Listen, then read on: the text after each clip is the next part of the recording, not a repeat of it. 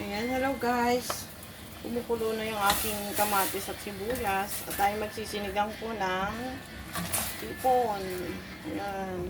Wala na po itong pang-asim guys. Ilagyan ko na ito ng pang-asim. Ito po ay solong hipon lang. Kasi yung tilapia ay lulutuin ko sa ibang pamamaraan.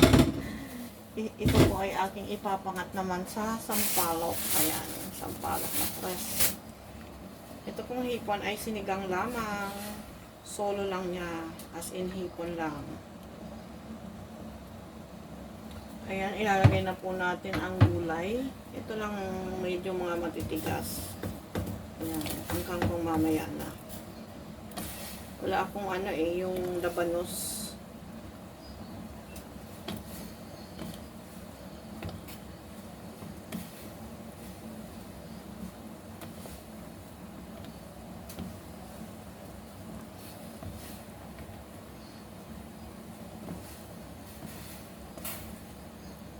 Wala ko na ilagay ang kangkong kasi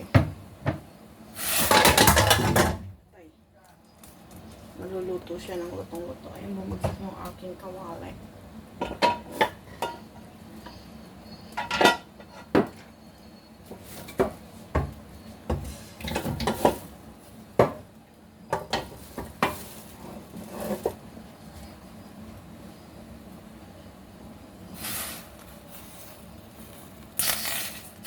May sira itong tanong.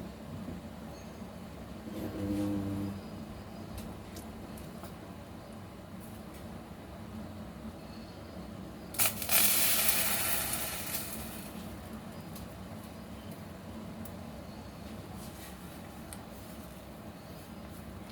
yan po ay ating papakuluin lang.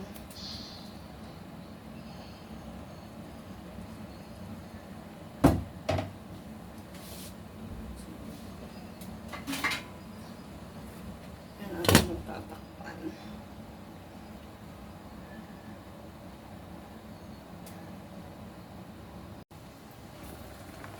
Ayan guys. Ito ay luto na yung mga gulay. Ilalagay ko na po ang kangkong. Ayan. Maganda po yung kangkong. Ang laki. Ang laki nung yung nabili ni Modesto. 10 piso lang. Maganda pa. Ayan, hindi ko daw ilalahat kasi hindi ko lalagyan. Ayan, simpleng pagsisinigang lang po ito ng hipon. Madali lang po lutuin ang hipon. Ayan. Para may sabaw po. Para magkaroon ng lakas ang mga tao. Ayan, madali lang po itong lutuin. Luto na yung kanin. Ibabaw na ito ng sampalok.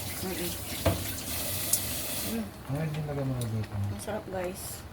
Babuong Wala pa. Patis ang ilalagay dyan. Patis. So, ayan guys, luto na ito. Kasi hindi ko yan pinapalutong-luto yung kangkong guys. Pwede mo lagyan ng konting luya. Oo. Luya nga. May luya dapat yan. Meron na. Wala pa. Ayan guys, luto na ito guys. Maraming salamat sa inyong panonood ng aking mga video. Kahit hindi po ako magaling mag-video. Ayan, maraming salamat. Thank you po sa panonood.